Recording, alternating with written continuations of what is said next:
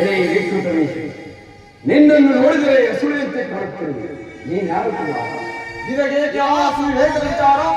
ಸಾಕು ಮಾಡಿ ಮುಚ್ಚು. ದಿಗ್ದರ್ಶಕ, ಅದ್ಯಾವ ನಿಷ್ಠುರದ ಮಾತುಗಳು? ದೈತ್ಯೂರ ಹೇಳುವುದಕ್ಕ ಬ್ರಹ್ಮ, ತಾಯಿಯೇ ಗೌರಿ, ತಂದೆಯೇ ಶಿವ. ದೇವರಕ್ಕೆ ಸಂಶಯವೇನು? ತಾಯಿಯು ಸತ್ತಳು, ತಂದೆಯು ಸಮಾಧಿಯಲ್ಲಿ ನಿಂತಿರುವುದು. ನಾಶವಿಲ್ಲದ ಶಿವಶಕ್ತಿಯಲ್ಲಿ ವಿನಾಶವನ್ನು ಕಲ್ಪಿಸುವ ಜ್ಞಾನಿ ದಕ್ಷ ಮರವನ್ನು ಕಡಿದು ರೆಂಬೆಯು ಮೈ ಮೇಲೆ ಬೇರು ಹರಿಯದೆ ಮರದಲ್ಲಿಟ್ಟು ವೇದಿಯಾಗಬೇಡ. ನಂದೀಶ್ವರ ಸ್ವಲ್ಪ ಬಾಯಿ ಮುಚ್ಚು. ಗರ್ವದಿಂದ ಮೆರೆಯುತ್ತಿರುವೆ. ಪ್ರಯತ್ನಿಸಿದ್ದು ನಿನಗೆ ಮುಂದೆ ಗೊತ್ತಾಗುವುದು.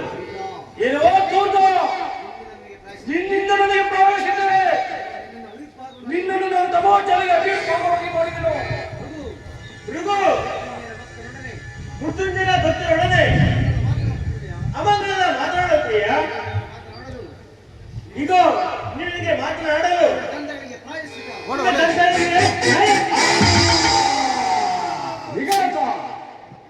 ದಕ್ಷ ಪೂಜ್ಯನನ್ನು ಘಾತಿಸಿದ ಸಂದೀಶ, ನಿನ್ನನ್ನು ನಿನ್ನ ಸುತ್ತು ಕಟ್ಟಿರುವ ಶಿವಗಣೆಯನ್ನು ನನ್ನ ಯಜ್ಞಕ್ಕೆ ಅವಿರ್ಭಾಗವನ್ನಾಗಿ ಮಾಡಿದರು.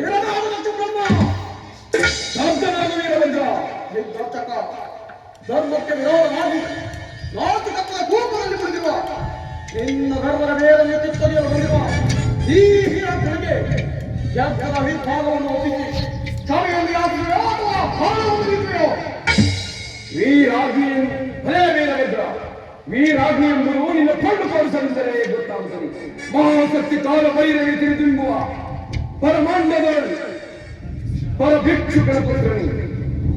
ಆಹ್ವಾನವಿಲ್ಲದೆ ನಾಯಿಗೆ ಮತ್ತು ಬಂದು ಚೀರಾಡುತ್ತಿರುವ ನಿನ್ನ ನಾಲಿಗೆಯನ್ನು ಚೀರಿಬಿಡುತ್ತೇನೆ. ದೋಸ್ತರನ್ನು ನಿಗ್ರಹಿಸಿ ಶಿಷ್ಟರನ್ನು ಪರಿಪಾಲಿಸಲು ಸ್ವೇಚ್ಛಾವ ವಿಹಾರಿಯಾಗಿ ಸಂಚರಿಸುವ ಈ ಕಾಲರುದ್ರನ ಪುತ್ರನಿಗೆ ನಿನ್ನಂತ ದೈವದ್ರೋಹಿಗಳ ಆಹ್ವಾನ ಅಗತ್ಯವಿಲ್ಲ. ನನ್ನ ನಾಯಿಗೆಯನ್ನು ಜೀವನಕ್ಕೂ ಮೊದಲು ಕಾಲವನ್ನು ಕುರಿಯಂತೆ ಕಟ್ಟಿ ಕರ್ಪೂರದ ಉರಿಯಂತೆ ಮಾಡುವ ಈ ಯಜ್ಞದಲ್ಲಿ ನಿನಗೆ ಉಳಿವೇ ಇಲ್ಲದಿರುವಾಗ ಆಹ್ವಾನವೇಳಬೇಕು ಭಿಕ್ಷುಕನ ಮಗನೇ. ದೋಕ್ಷ ಉಳಿಯುವುದು ಹೊಳೆಯುವುದು ಕರ್ತವ್ಯದ ಎಲ್ಲಿ? ದಿಗ್ಬಂಧಕ ಗರ್ಭತೆಯನ್ನು ಧಿಕ್ಕರಿಸಿದ ದ್ರೋಹಿ ಎಚ್ಚರಾಗಿ ಹಿಂದಿರುಗು. ಅದು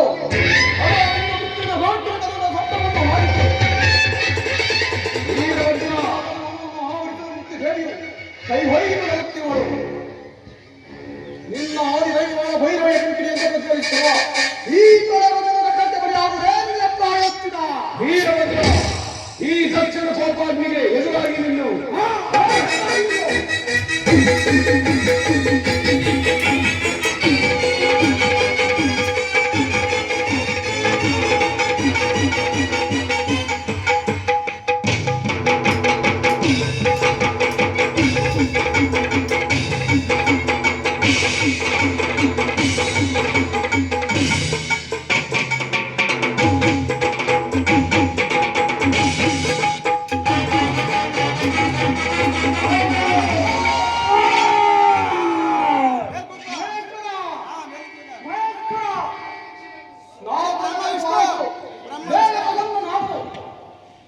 ವಿಷ್ಣು ಬ್ರಹ್ಮ ಮೂರು ಜನ ಮನೆ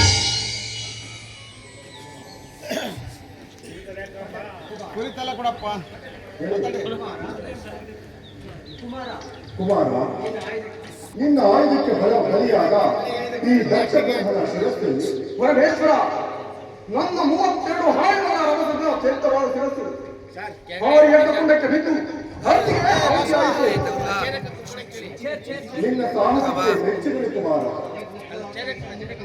ಯಜ್ಞ ಪೂರ್ವಾತ್ಮಕ್ಕಾಗಿ ತಂದು ಕಟ್ಟಿರುವ ಮೇಷದ ಶಿರಸ್ಸನ್ನು ತಂದು ಈ ದಕ್ಷ ಬ್ರಹ್ಮನ ಶಿರಸ್ಸಿಗೆ ಸ್ಥಾಪಿಸಿ. ಆಜ್ಞೆ ಮಾದೇವ.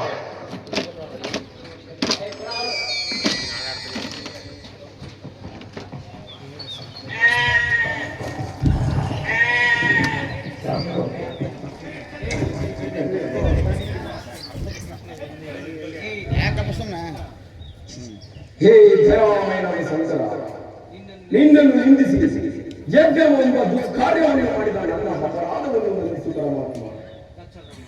ದಕ್ಷ ಬ್ರಹ್ಮ, ನೀನು ಪುನರ್ಜೀವನ ಹೊಂದಿದ್ದೆ, ಆದರೂ ಸ್ವಲ್ಪ ಈಗ ನಿನ್ನ ಕಥೆಯಲ್ಲಿ ಮೆರೆದು ಖ್ಯಾತನ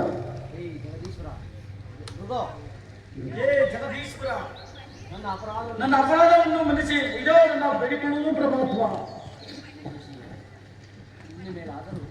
ಭೃಗು ಋಷಿಯೇ, ಇನ್ನು ಮೇಲಾದರೂ ಯತೀಶ್ವರನಾದರೂ ರಾಜಸ ಗುಣದಿಂದ ನಡೆಯಬೇಕೆಂದು ಸ್ತುತಿಯಾಗಿ ಬಾ.